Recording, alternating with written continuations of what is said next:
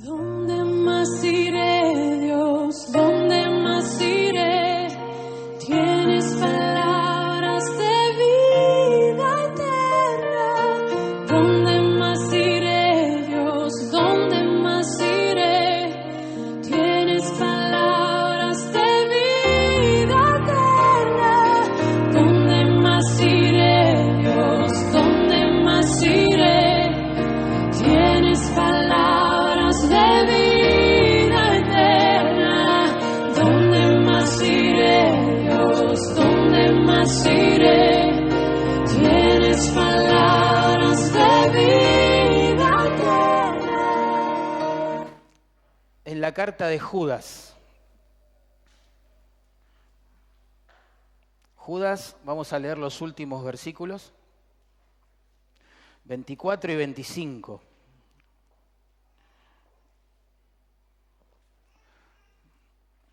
Judas 24 y 25.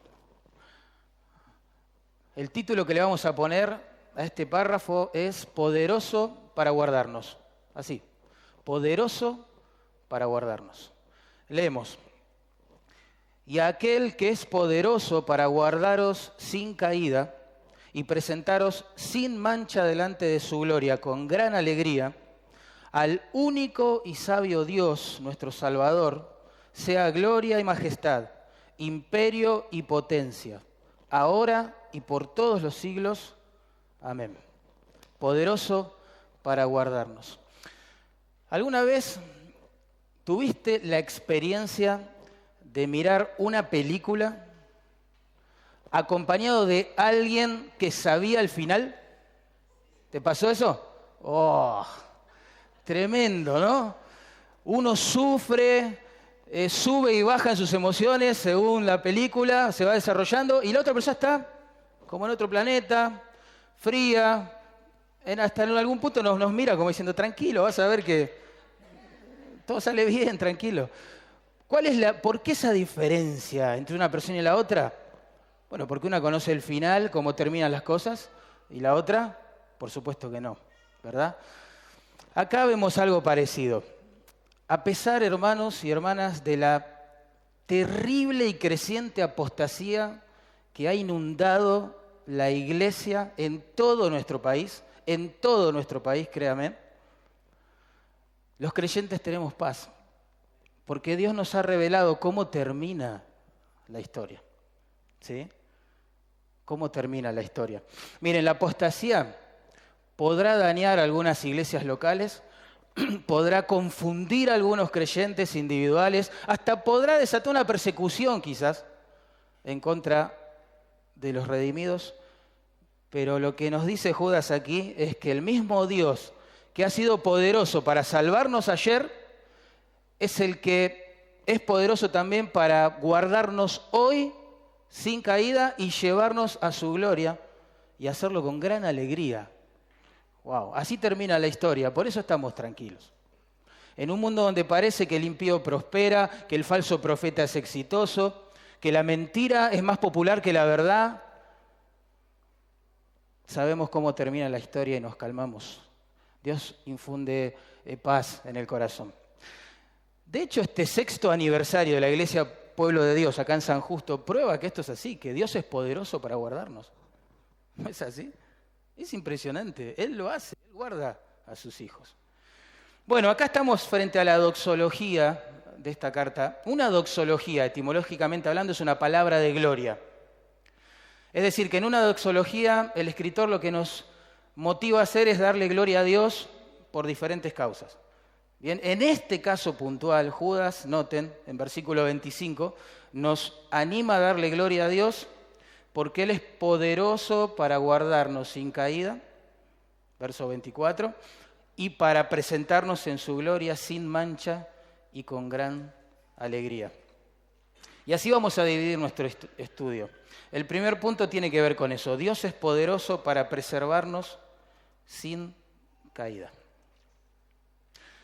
Noten en verso 24, ¿cuál es la identidad del pronombre que ahí se traduce aquel? ¿De quién está hablando? Bueno, en verso 25 se nos explica.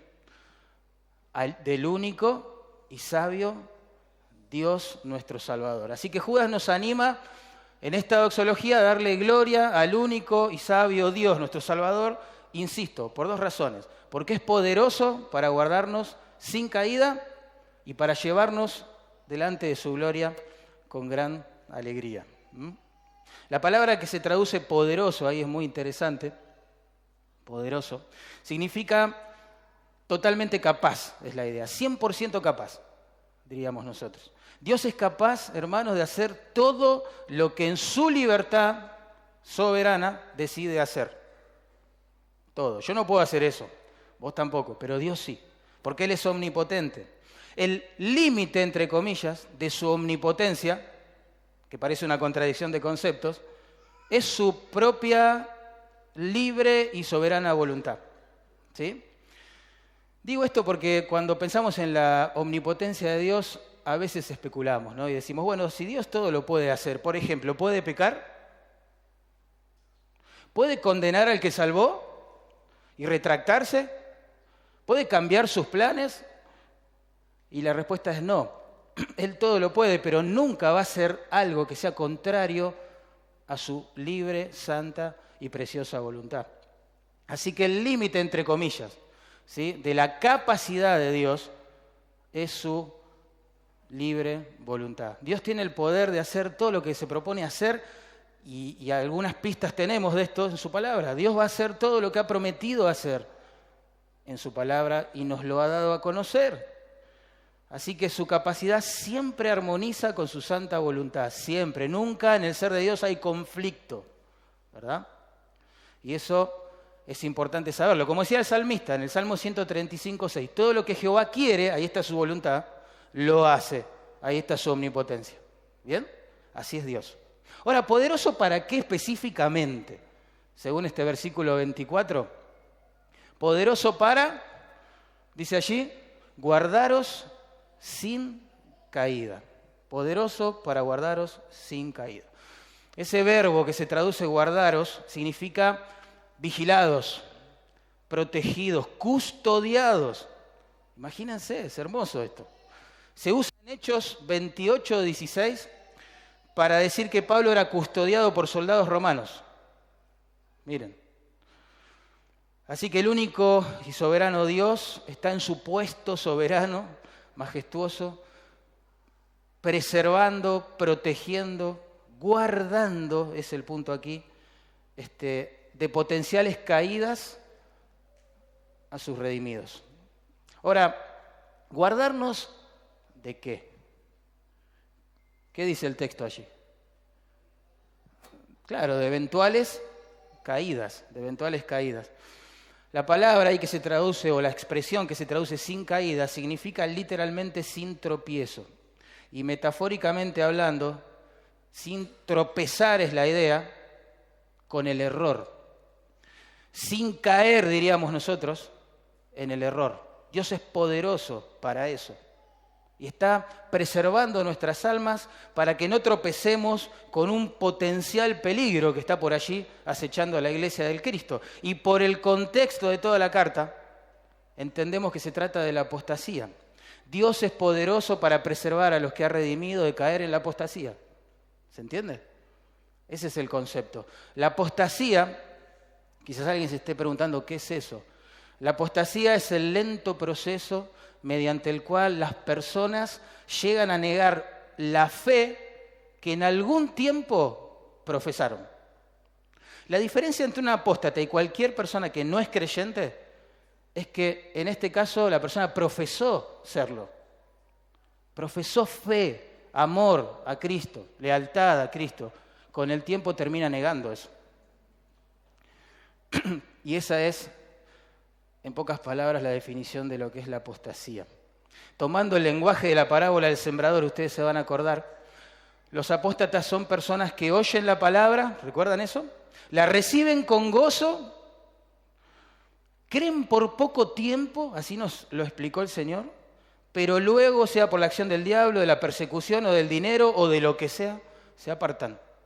Esa frase final, se apartan, traduce la misma palabra que describe este pecado de la apostasía que Judas trata en toda su carta.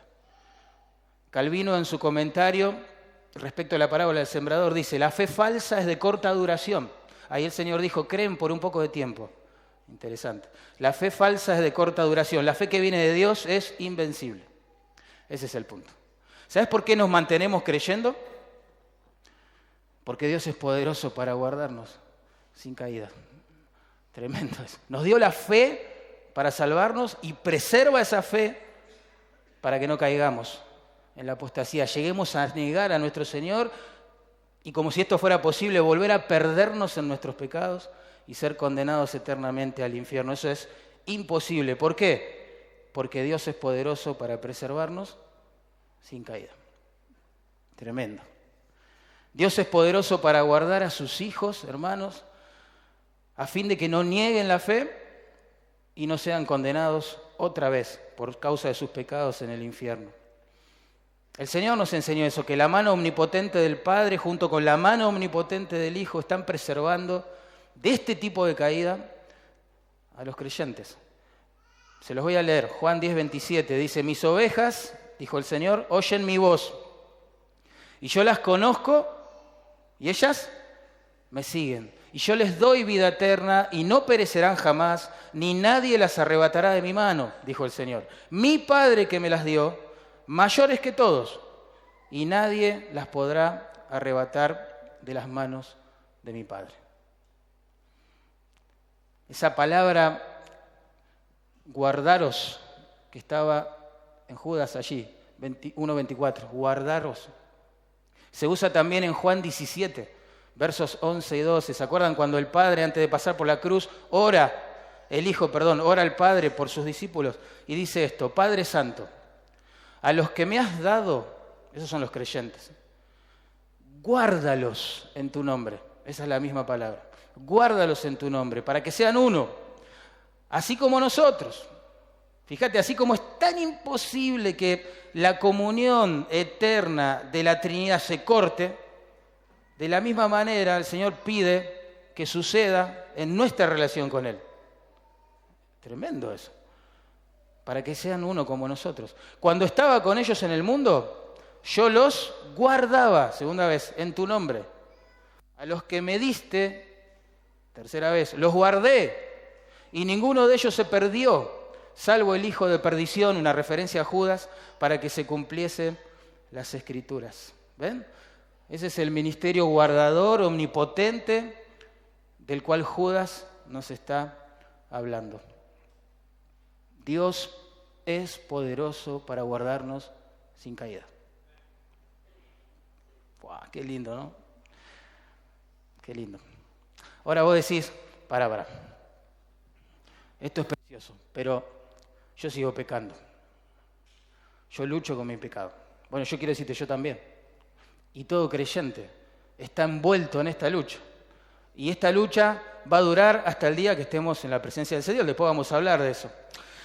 ¿Por qué digo esto? Porque de una perspectiva experimental, hermanos, el camino a la gloria es dificultoso. Es dificultoso. En Hechos 14:22, por ejemplo, Pablo consolaba a los hermanos sufridos de Listra, Iconio y Antioquía con estas palabras: es necesario que a través de muchas tribulaciones entremos en el reino de Dios. Es necesario. Dios se glorifica en las tribulaciones de su pueblo.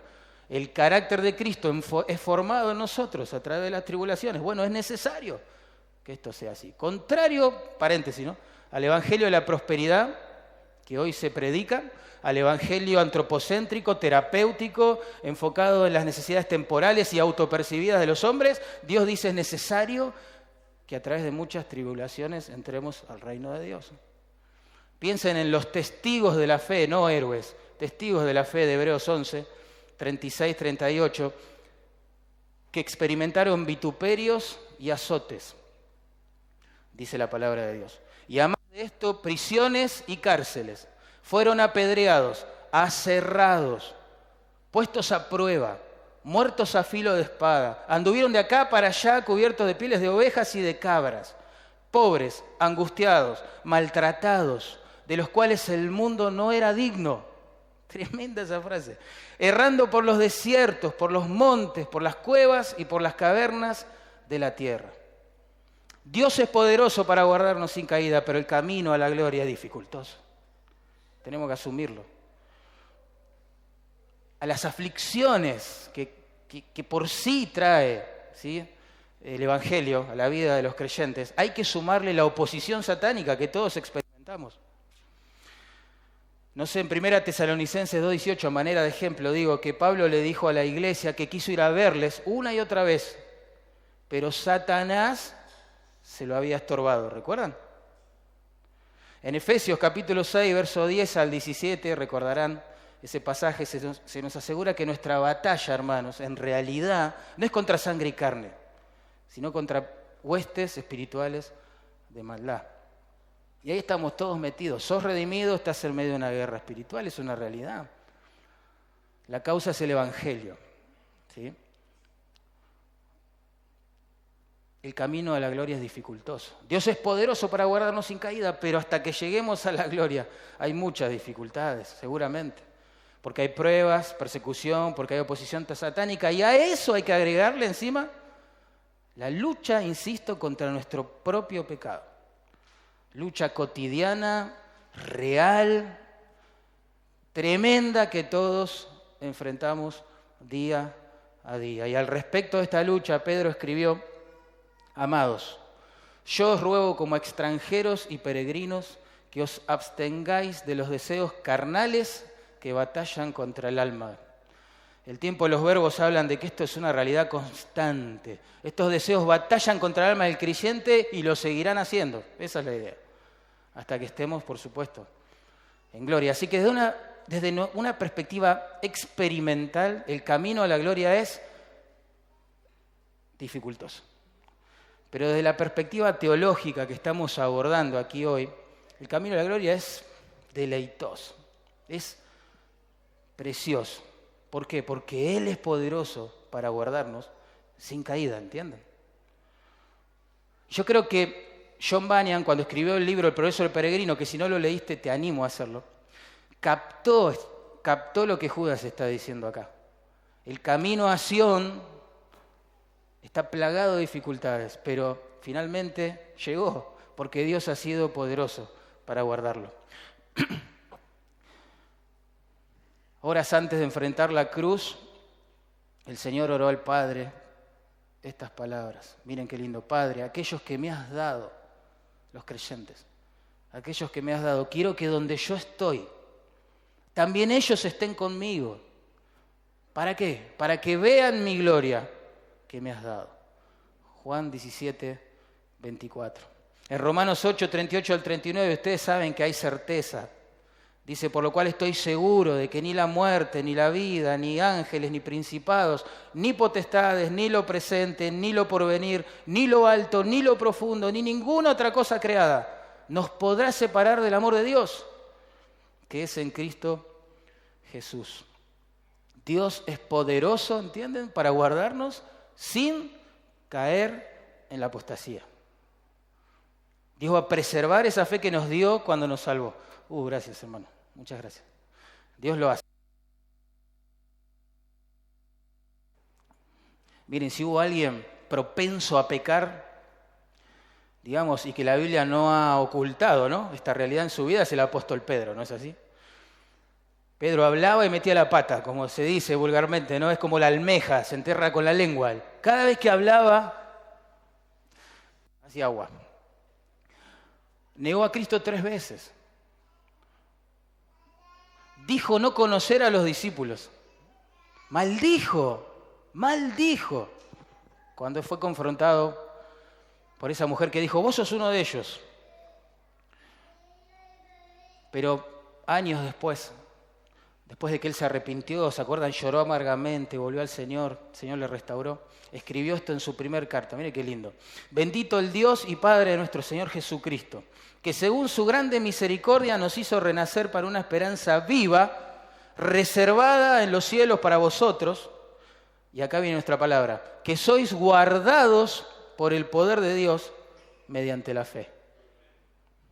Qué lindo esto, impresionante. Ese impulsivo discípulo que negó a Cristo fue preservado también de caer definitivamente, ¿entienden? Yo he rogado por ti, Pedro, le dijo el Señor, que tu fe no, porque la fe que viene de Dios es invencible, no es de corta duración, ¿entienden? Es hermoso esto, damos gracias al Señor por esto. Dios es poderoso, dijimos en primer lugar, para guardarnos sin caída. En segundo lugar, Dios es poderoso para presentarnos en su gloria, sin mancha y con alegría. Eso es lo que dice el versículo 24. Sin mancha, delante de su gloria y con gran alegría. Con gran alegría. La palabra que ahí se traduce sin mancha significa sin falta, sin defecto. Y yo pregunto, ¿hay alguien aquí que se puede levantar y diga, bueno, yo no tengo falta ni defecto? Yo soy perfecto, he alcanzado la perfección espiritual. Quien diga eso está mintiendo. O no está observando su corazón a la luz de las Escrituras y de la santidad de Dios, si no, no puede decir eso, ¿verdad? Entonces, ¿a qué se refiere? Bueno, se refiere al estado de santidad perfecta que los creyentes gozaremos aquel día cuando seamos presentados por Dios en su gloria con gran alegría. ¿Sí? Ese tiempo va a llegar. En Efesios 1:4 Pablo nos dijo estas palabras, referentes al mismo tema. Según nos escogió en Él, en Cristo, antes de la fundación del mundo, miren, para que fuésemos santos y sin mancha delante de Él, otra vez. En Colosenses capítulo 1, 21 y 22, hablando del mismo tema, Pablo escribió estas palabras. Y a vosotros también, que erais en otro tiempo extraños, enemigos en vuestra mente, haciendo malas obras, así éramos, ahora os ha reconciliado en su cuerpo de carne por medio de la muerte. Y miren otra vez, para presentaros santos y sin mancha e irreprensibles delante de Él. Yo tomo estos dos versículos y digo, wow, Dios Padre nos escogió, Dios Hijo se sacrificó para llevar a los creyentes y presentarlos en gloria, sin mancha y con gran alegría. Y Judas nos está diciendo, Dios es poderoso para hacerlo. Yo no puedo hacer eso, vos tampoco. Dios es poderoso para hacerlo. Ahora, ¿cómo lo hará? ¿Cómo es que se ha propuesto hacer esto el Señor? Bueno, el Señor lo que nos enseña en su palabra es que va a transformar el cuerpo de todos los redimidos para que podamos vivir ya delante de su gloria y sin pecado. Ese tiempo va a llegar, no lo podemos imaginar hoy, pero va a llegar. De hecho, lo que hace precioso al cielo no son las calles de oro, el mar de cristal, en última instancia eso sería una maravilla arquitectónica que despertaría nuestros sentidos, no sé, por 100 años, 1000, no sé, pero no por toda la eternidad. Lo precioso del cielo, el caudal inagotable de deleite que va a haber en el cielo es la presencia de Dios, pero también la ausencia de nuestro pecado, hermano. Si vos sos creyente y sos sincero, vos sabés cómo el pecado nos roba el gozo, nos roba la paz, nos roba la pasión por el Señor, por la palabra, por su gloria, por su obra. Miserable de mí, dijo Pablo. Luchamos con el pecado, es una realidad, hermano, es una realidad. Pero qué lindo saber esto, que Dios se ha propuesto llevarnos a su gloria y presentarnos delante de Él sin mancha. ¡Wow! ¡Qué lindo! A ver cómo va a hacer esto el Señor. Bueno, vamos a ver algunos versículos. En Filipenses 3:21 dice, mas nuestra ciudadanía está ¿dónde? En los cielos, de donde también esperamos al Salvador, el cual transformará el cuerpo de la humillación nuestra, acá viene la clave, para que sea semejante al cuerpo de la gloria suya. La palabra que ahí se traduce humillación describe la condición de este cuerpo hoy, de carne y hueso que tenemos. Es un cuerpo sujeto a tentación, un cuerpo sujeto a pecado, un cuerpo sujeto a sufrimiento, a dolor, a envejecimiento, enfermedad y finalmente la muerte. Este cuerpo no está capacitado para vivir ni siquiera eternamente, y menos aún delante de un Dios santo, santo, santo, como el que tenemos. Pero la esperanza que presenta Pablo en este versículo incluye el hecho de recibir un cuerpo glorificado, semejante al cuerpo de la gloria que tiene el Señor. Pablo explicó encima el proceso, cómo es que Dios lo va a hacer. En 1 Corintios 15, 50 al 52, tremendo, dice así: he aquí os digo un misterio, dice Pablo. No todos dormiremos, pero todos seremos transformados. Es decir, no todos vamos a morir, pero sí todos vamos a ser transformados. Nadie va a ir a la gloria con este cuerpo, es la idea. ¿Y cómo será esto? A ver, dice Pablo allí, en un momento, en un abrir y cerrar de ojos. ¿Cuánto dura eso? A ver, vamos a hacer la prueba. Pestanee, por favor. De paso, si estaba durmiendo, se va a despertar. Pestanea, ¿sí? ¿Cuánto dura eso? No sé, una fracción de segundo. Bueno, en un momento así, en un abrir y cerrar de ojos, a la final trompeta, porque se tocará la trompeta, los muertos serán resucitados incorruptibles y nosotros, entiéndase, la esperanza de Pablo, estar vivo al momento del regreso del Señor, y nosotros que vivimos seremos transformados. Es decir, cuando el Señor venga, los cuerpos de los creyentes ya fallecidos van a ser resucitados. ¿Entienden? La resurrección siempre tiene que ver con cuerpo, no con alma. ¿Sí? El hombre fue creado para durar por siempre, como nos explicó muy bien el hermano hoy que predicó el Evangelio. Algunos, por la gracia de Dios, si acudieron a arrepentimiento, a fe al Señor, van a asistir eternamente con gran alegría en su gloria, y otros eternamente excluidos de la presencia del Señor en el infierno. Pero nadie deja de existir después de la muerte, bíblicamente hablando. La resurrección siempre tiene que ver con el cuerpo, ¿sí? Siempre. Ahora, lo que está diciendo Pablo acá es que el cuerpo de los creyentes fallecidos al momento de la venida del Señor va a ser resucitado.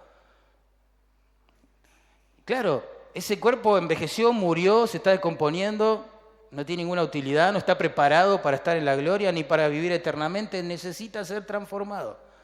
Y eso es lo que va a hacer el Señor cuando venga con el cuerpo de los hermanos fallecidos. Y si nosotros, supongamos, somos parte de esa generación de los que estemos vivos al regreso del Señor, ¿qué va a pasar con nosotros? Porque no morimos, ¿cómo vamos a ser resucitados?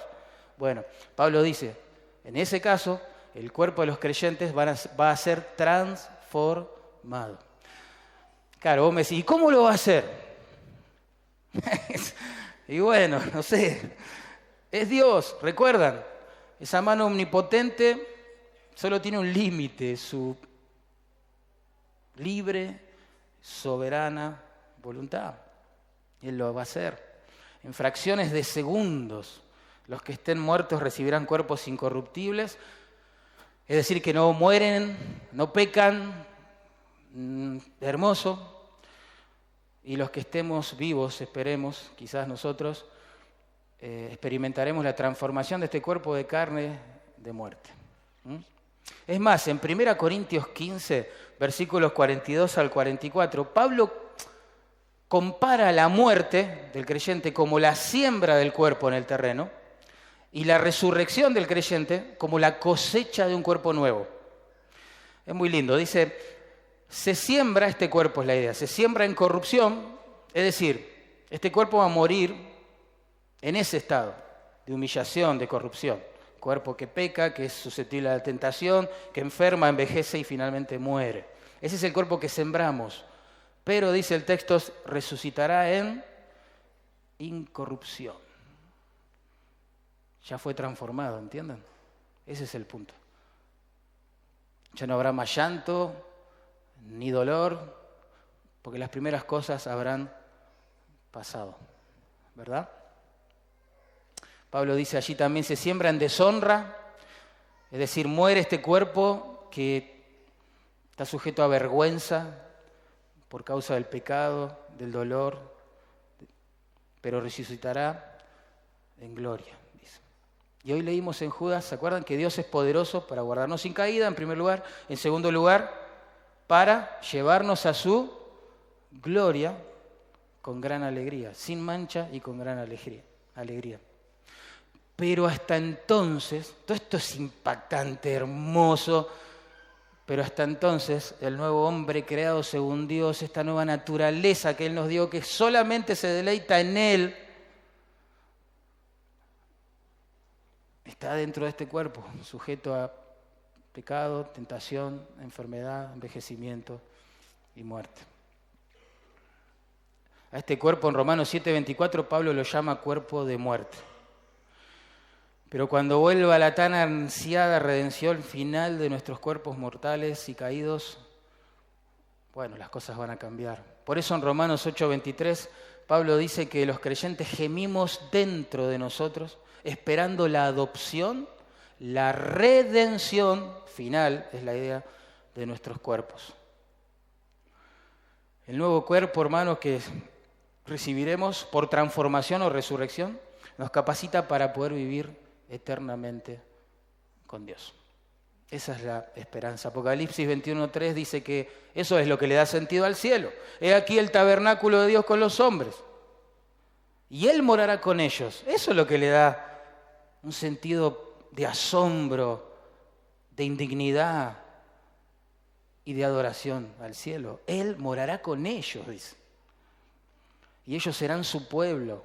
Y Dios mismo estará con ellos como su Dios. Qué grande. Cuando uno lee estas cosas puede pensar, yo lo hice, quizás vos lo estás haciendo ahora, pero no es que en las Escrituras vemos que cada vez que una persona tuvo un destello de la gloria de Dios, piensen en Juan, Ezequiel, Isaías, etc., no estaban llenos de alegría. Ustedes vieron cómo reaccionaban, ¿no? Isaías, por ejemplo, ¿qué dijo? ¡Oh! Me muero. Soy un hombre de labios inmundos y estoy delante de un Dios santo. Chao, estoy muerto, dijo. Juan, cuando el Señor se le revela allí en la isla de Patmos, cae al piso, caí como muerto, dice. Yo no veo que estén celebrando, sí, qué lindo, no. Hay un sentido de temor, de temblor, de terror, que el pecador siente en la presencia de un Dios santo, claro que sí. Isaías dijo, ay de mí. Juan dijo, ay, caí como muerto a sus pies. Ezequiel, en el capítulo 1, dice, cuando le vi me postré sobre mi rostro. Imagínate la imagen. No es que dijo, ay, Señor, has venido a buscarme, como parece plantear Judas, sino que, no, se cayó, ni siquiera quería mirar. Pero acá dice que Dios es poderoso para llevarnos a la gloria, sin mancha y con gran alegría, dice ahí. Oh, con gran alegría. Esa expresión describe la idea de un gozo exuberante, de un regocijo importante. Así que en lugar de este terror abrumador que quizás vemos en los casos mencionados en la gloria, vamos a experimentar gran alegría. Gran alegría. ¿Cuál es la diferencia? Que ya no está el pecado en el medio. Que ya las cosas han cambiado. Ya la redención final ha llegado. A diferencia del mito popular, ¿no? De que el cielo es un lugar donde la gente está recostada sobre una nube sin hacer nada y tocando el arpa. No sé por qué el arpa, ¿no? Pero bueno, no la guitarra, el arpa, bueno. Están ahí sin hacer nada, perdiendo el tiempo, aburridos. La Biblia describe a la morada de Dios con los hombres como un lugar de regocijo. Es impresionante. Miren, por ejemplo, en Lucas 15:10, el Señor nos cuenta, porque si no, no podríamos saber esto, pero nos cuenta, así os digo que hay gozo delante de los ángeles de Dios. Los ángeles se gozan por un pecador que se arrepiente. Los ángeles, están llenos de gozo. Los redimidos, que para su sorpresa van a estar en la presencia de Dios, según Apocalipsis 19:7 dicen esto, gocémonos y alegrémonos, porque ha llegado las bodas del Cordero y su esposa se ha preparado. No pueden creer que están ahí. ¡Wow! ¿Yo fui invitado? ¿En serio el Señor me llamó a mí en mi indignidad? Gocémonos, alegrémonos. Y quiero decirles algo más. En 1 Timoteo, capítulo 6, verso 15, Pablo describe a Dios como el bienaventurado y solo soberano Dios. Dios es bienaventurado. Dios vive en una dicha perfecta, inmutable, eterna. Tremendo. Bueno, hacia allá vamos, por la gracia de Dios. ¿Y por qué lo aseguras? Y porque dice el texto que Dios es poderoso para preservarnos sin caer en la apostasía y para llevarnos o presentarnos delante de su gloria sin mancha y con gran alegría. Siempre me he preguntado, y capaz que vos también, ¿qué será lo primero que haga el Señor? El Señor, no nosotros. ¿Qué es lo primero que hará el Señor cuando nos vea ahí en gloria, no? ¿Te preguntaste eso alguna vez? Yo también, yo me hago esas preguntas a veces. Bueno, a la luz de las Escrituras, sabemos que Él va a confirmarnos delante de todos los ángeles, serafines, querubines, redimidos, que somos de Él, que le pertenecemos, que ya nos ha aceptado en Cristo, que todo está bien porque la deuda de nuestros pecados, como nos explicó el hermano, ha sido cancelada en la cruz. Que cuando Dios nos llamó a creer a través del Evangelio y nos atrajo hacia Él y produjo esa sed de arrepentimiento, de dejar nuestro camino de pecado e indiferencia a Dios para amarle y considerarlo nuestro mayor tesoro, las cosas fueron arregladas. Ya no hay condenación para los que estamos en Cristo, ¿verdad? En 1 Corintios 1:8, que yo les invito a buscar, por favor, hay algo precioso allí. 1 Corintios, capítulo 1, verso 8.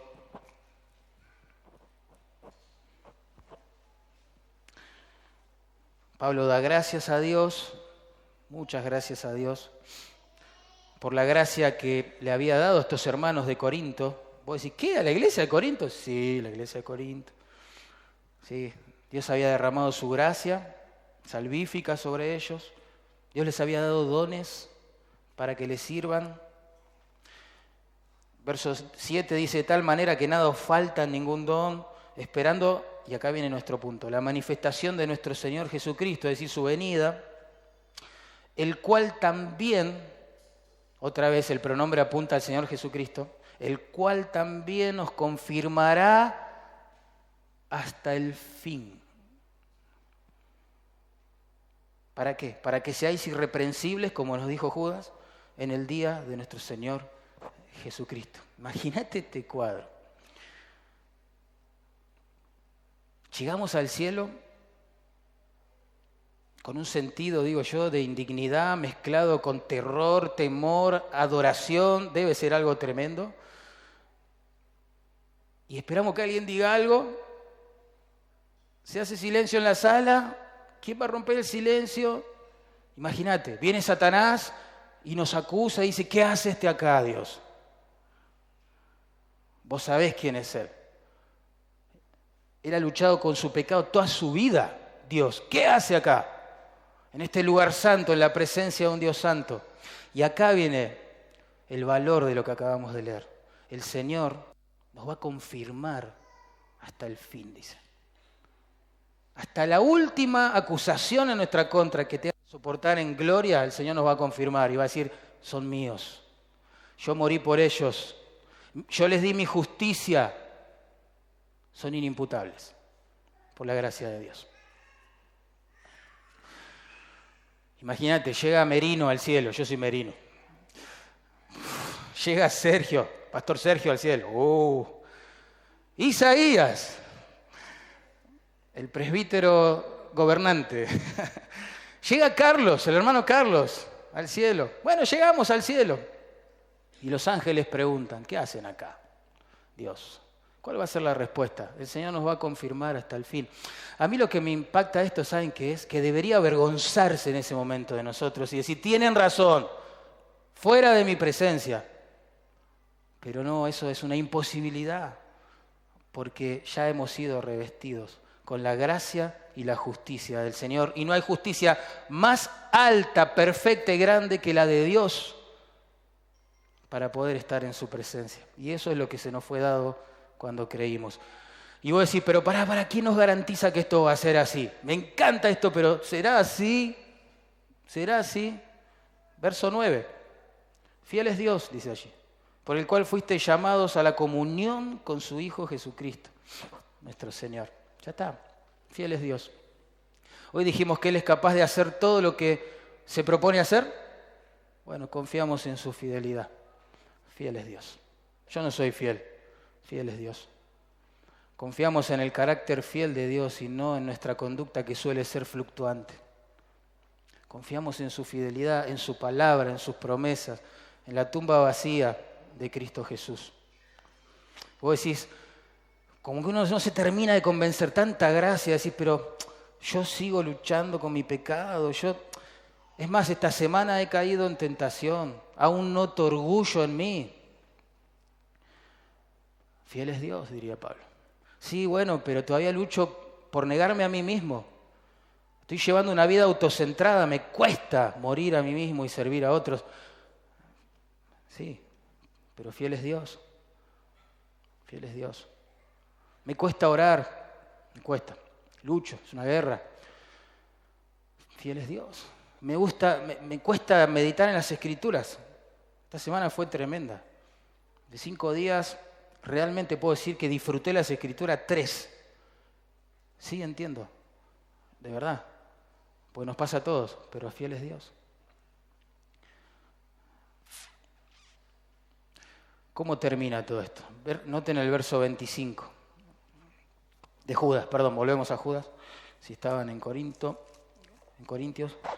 San Judas 25. Dice, al único y sabio Dios, nuestro Salvador, sea gloria y majestad, imperio y potencia, ahora y por todos los siglos. Amén. ¿Saben que esa es la reacción de cualquier redimido que entiende que Dios es poderoso para guardarlo sin caída, a pesar de los peligros, y para presentarlo sin mancha delante de su gloria con gran alegría? Esa persona jamás se va a jactar de nada. Solo se va a gloriar en Jesucristo. Este pasaje, ustedes saben, alude a la doctrina tan mal entendida a veces de la perseverancia de los santos, que habrán sentido nombrar seguramente. A mi entender es mejor rotulada de otra forma, la preservación de los santos. ¿Por qué? Porque el primer título quizás pone demasiado énfasis en los santos, que no son tan santos en la práctica, y el otro título pone su énfasis en la preservación de Dios. Lo que Judas nos está diciendo, Él es poderoso para guardarnos sin caída.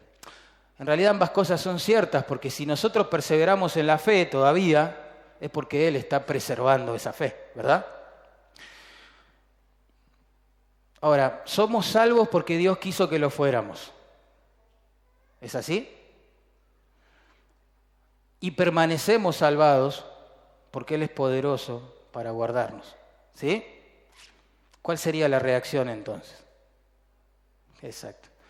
Gloria a este Señor precioso, único y soberano. A Él sea toda la gloria, a Él sea el imperio, la majestad, la potencia. Todo es de Él, todo es para Él y su gloria. Ese es el punto. Así termina la carta de Judas.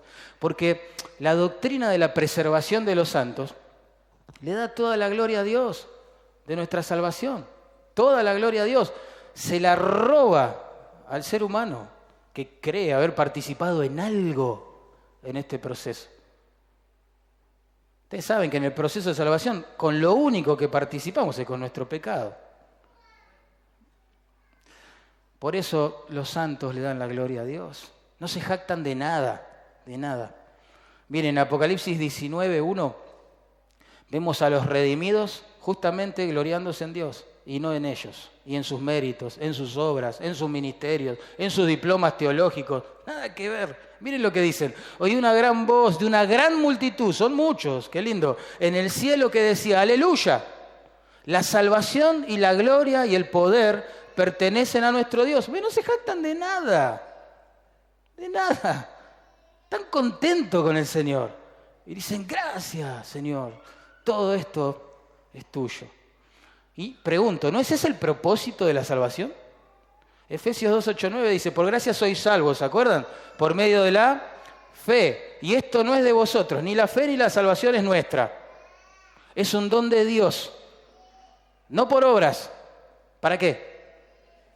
Ese es el propósito de la salvación. En el cielo no va a haber agrandados, va a haber adoradores. Es así. Gente asombrada en todo caso por la misericordia que ha recibido, sin merecerla, sin buscarla. Tremendo el Señor. La preservación de los santos le da a toda la gloria a Dios por la salvación. La preservación de los santos no es una licencia para pecar. Guarda con esto. Uno puede malinterpretar esta doctrina, se ha hecho a lo largo de la historia de la iglesia. Uno piensa así, ¿estamos seguros en el Señor? Sí. ¿Él es poderoso para guardarnos? Sí. Bueno, entonces vivo como quiero. Pequemos, total mi pecado glorifica su gracia. Ya lo escuché varias veces, aunque no lo puedan creer. No solo está en los libros de historia de la iglesia este error. Pero nada que ver, esto no es así. Pablo, como encarando un debate sobre especulaciones parecidas a la que acabo de decir en Romanos 6, 1 y 2, pregunta, ¿perseveraremos en el pecado para que la gracia abunde? ¿Cuál es la respuesta? Ustedes saben. En ninguna manera. Traducido a nuestro tiempo es ni loco. Ni loco, pienses eso. Nada que ver, dice Pablo. Pues los que hemos muerto al pecado, ¿cómo vamos a vivir aún en él? Éramos esclavos de ese pecado, ahora somos libres. ¿Cómo vamos a desear vivir? ¿Cómo vamos a coquetear con él? ¿Cómo? No, nada que ver, dice Pablo. Nada que ver. El abuso de la gracia, hermanos, es característico de los apóstatas. Miren versículo 3 de Judas. Es tremendo. El versículo 4, perdón, al final. Convierten en libertinaje, dice allí, la gracia de nuestro Dios. El que peca en nombre de la gracia es porque nunca la ha conocido. Los creyentes ya no somos felices, no nos divertimos pecando, no es nuestra atmósfera el pecado, nos arruina la vida el pecado. Y cuanto más lo escondemos, más lo tapamos, más lo disimulamos, peor estamos. Recuerden a David en el Salmo 32. En Tito capítulo 2, versos 11 y 12 dice, la gracia de Dios se ha manifestado para salvación a todos los hombres, enseñándonos que, renunciando a la impiedad, miren, y a los deseos mundanos, vivamos en este siglo sobria, justa y piadosamente. La misma gracia que Dios usó para salvarnos, nos enseña no a abusar de ella o coquetear con el pecado, sino a renunciar. Decir un fuerte no es la idea a las propuestas impías de nuestro propio corazón y a las que trae la corriente del mundo en nuestras vidas. La preservación de los santos tampoco es un llamado a la pasividad, hermanos. Esta doctrina no nos exime de la responsabilidad de temer a Dios, servirle con temor y temblor. No, para nada, nada que ver. En verso 21, fíjense ahí de Judas, se nos exhorta, conservaos en el amor de Dios, esperando la misericordia de nuestro Señor Jesucristo para vida eterna. No. ¿Qué implica este mandato de conservarnos en el amor de Dios? Responde el Señor Jesús en Juan 15:10, si guardareis mis mandamientos, permaneceréis en mi amor. Así como yo he guardado los mandamientos de mi Padre, dice Jesús, y permanezco en su amor. ¿De qué se trata este mandato de conservarse en el amor de Dios? Bueno, tenés actitud de obediencia a los mandamientos, claramente. Así que por un lado, la omnipotencia divina, y en eso descansamos, ¿no? Me guarda de caer en la apostasía, me preserva hasta la gloria, y me presentará sin mancha y con alegría en su presencia, eso es hermoso. Por el otro, esa misma omnipotencia es la que me capacita ahora en Cristo para servirle con temor y temblor. Así que esta doctrina de la preservación de los santos, por un lado es don y por otro lado es tarea nuestra. Por un lado es un regalo de Dios, de su gracia, y por otro lado responsabilidad nuestra. ¿Sí? Por último, aplicando esta doctrina a nuestras vidas, tenemos que decir que la preservación de los santos, y acá está el énfasis del pasaje, nos infunde aliento, hermano. Mucho aliento. Yo no sé vos, pero a veces me desanima mucho la apostasía. Nunca hubo tantas iglesias en nuestro país y menos Biblia a la vez. Nunca, en serio, es algo abrumador. Quizás algunos de ustedes han salido de este tipo de iglesias evangélicas donde no está el evangelio, donde no se busca la gloria de Dios, donde el hombre es el centro. Bueno, ustedes saben. Y eso a veces entristece el corazón, entristece. Pero la preservación de los santos, Dios es poderoso para guardarnos sin caer en este flagelo, ¿sí? Nos infunde un aliento tremendo. Porque miren, seamos honestos con las Escrituras, todo creyente redimido por los méritos de Cristo es capaz de tener una caída seria y radical en pecado. Es así. Piensen en David en el Salmo 32, piensen en el Pedro negando al Señor, bueno, etc. Pero nunca ese creyente podrá caer de forma completa y final. Nunca. Porque la fe que viene de Dios es invencible. La fe del hombre que nace en el corazón del hombre es de corta duración, como lo explicó el Señor en la parábola del sembrador. ¿Quieren una ilustración de esto? Bueno, Judas Iscariote. Él era parte de los 12. Él hizo viajes misioneros. Tremendo. Era parte del equipo, era el tesorero del grupo. Que después Juan nos dice que robaba dinero, ¿no? Pero era el tesorero del grupo.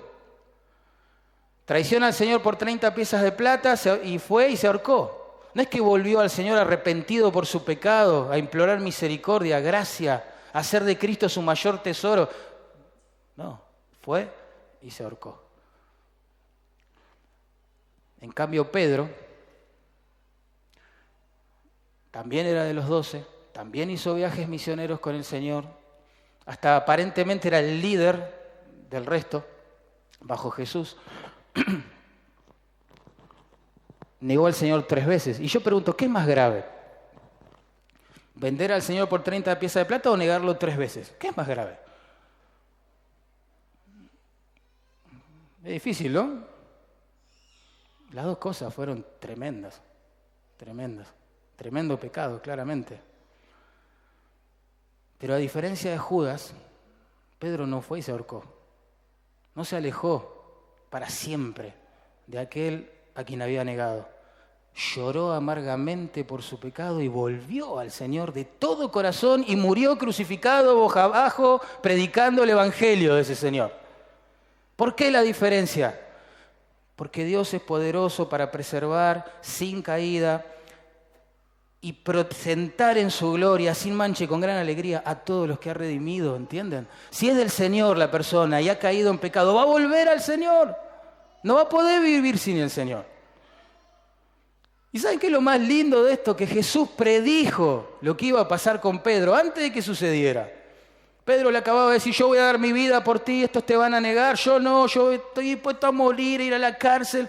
Y el Señor le dijo, pará, Pedro, te voy a explicar algo. Yo he rogado por ti, Pedro, que tu fe, ¿se acuerdan? No falte, ahí está. Ese es el tema de Judas, que tu fe no falte. Y tú, Pedro, cuando hayas vuelto, presuponiendo que se iba a alejar, bueno, cuando hayas vuelto, dice, confirma a tus hermanos, te voy a dar un ministerio, Pedro, cuando vuelvas, cuando te arrepientas de tu pecado. Jesús no le dijo a Pedro, ¿y si vuelves, Pedro? Si eso llega a pasar, bueno, te voy a perdonar y te voy a dar un ministerio. No, dijo, sí, cuando vuelvas, porque la fe que viene de Dios es invencible. Pedro pertenecía a Cristo, cayó en forma miserable, como a veces caemos nosotros también. Pero la obra intercesora de Cristo y el poder guardador del Padre evitaron que él cayera en la apostasía y se perdiera para siempre. ¿Por qué? ¿Porque Pedro es un capo? No. Porque Dios es poderoso para guardarnos sin caída y presentarnos delante de su gloria sin mancha y con gran alegría. Es como la ley de la gravedad, digo yo. Una definición simple de esta ley, de la física. La ley de la gravitación universal, o simplemente ley de la gravedad, Miren, me encantó esta definición porque es sencilla. Establece la fuerza con la que se atraen dos cuerpos por el simple hecho de compartir masa. Yo digo que la perseverancia de los santos o la preservación de los santos ilustra en el plano espiritual la ley de la gravedad, porque Dios atrae a sus hijos son atraídos hacia Él, aun cuando pecan, lloran, se equivocan, toman malas decisiones, soportan las consecuencias de su pecado, etc. Aún ahí son atraídos, porque tenemos a Cristo en común. Hay un solo Dios, un solo mediador entre los hombres, que es Jesucristo hombre, y Él es nuestro Salvador. Y estamos en Cristo. Y eso hace que haya una atracción constante entre nuestro Dios y nosotros. Puedes decir, pero no lo merezco. Sí, ya lo sé, yo tampoco. Eso está clarísimo.